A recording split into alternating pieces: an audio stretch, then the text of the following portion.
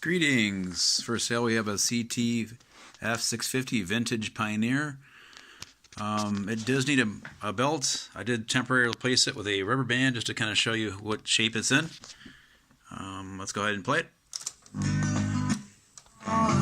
So it does play. Probably needs some capstan work because you have to kind of hold the play button down. So if I hold it down, it's working.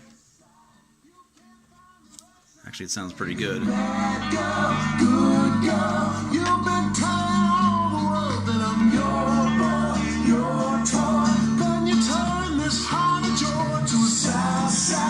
Release the button.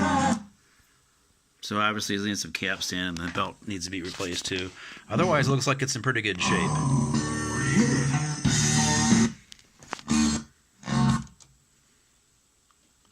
Thanks for watching.